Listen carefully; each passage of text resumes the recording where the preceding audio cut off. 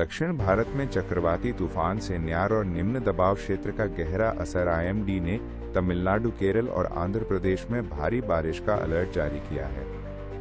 मौसम विशेषज्ञों का कहना है कि अगले कुछ दिनों तक मौसम अस्थिर रहेगा, जिससे स्थानीय जीवन प्रभावित हो सकता है। चेन्नई में आसमान बादलों से ढका हुआ है। दिल्ली में लगातार 3 सप्ताह से हवा की गुणवत्ता बेहद खराब है, जिससे लोग जहरीले धुंध में सांस लेने को मजबूर हैं। बच्चों और वरिष्ठ नागरिकों पर प्रदूषण का असर तेजी से बढ़ रहा है। स्कूलों में छुट्टियों का सहारा लिया गया है। दिल्ली NCR में वायु गुणवत्ता को लेकर सुप्रीम कोर्ट ने गहरी चिंता जताई है। अदालत ने कहा कि मौजूदा स्थिति स्वास्थ्य आपातकाल से कम नहीं है। मुख्य न्यायाधीश ने कहा कि प्रदूषण की समस्या कई कारणों से बनी है और इसे एक वजह से नहीं जोड़ा जा सकता। बांग्लादेश की राजनीति में उथल-पुथल जारी है।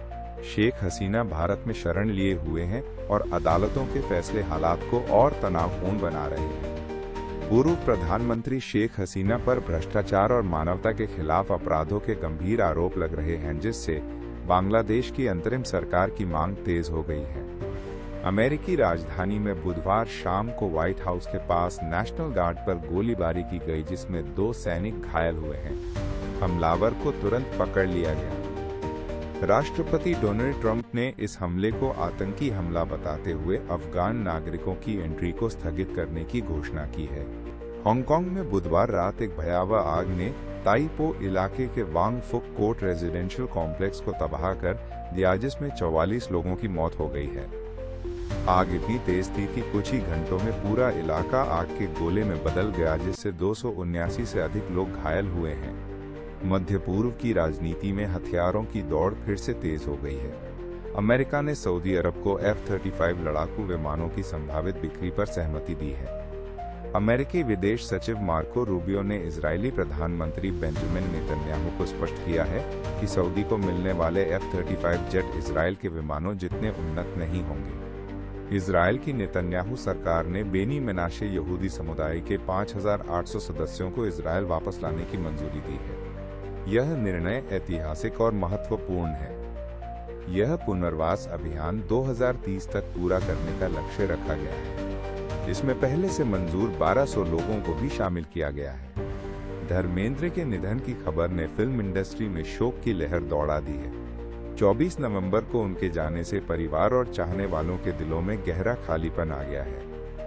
हेमा मालिनी ने धर्मेंद्र के प्रति अपनी भावनाएं सोशल मीडिया पर साझा की हैं। उन्होंने लिखा कि धर्मजी सिर्फ उनके पति नहीं बल्कि उनके लिए पूरी दुनिया थे। नई दिल्ली टी सीरीज का वीडियो श्री हनुमान चालीसा अब भारत का पहला वीडियो बन गया है, जिसे 5 अरब से अधिक बार देखा गया है। ये उपलब्धि भारतीय डिजिटल और धार्मिक संगीत जगत में एक नया रिकॉर्ड स्थापित करती है, जो दर्शकों की भक्ति को दर्शाती है। दिसंबर में नए नियमों का असर आम आदमी से लेकर सरकारी कर्मचारियों तक होगा।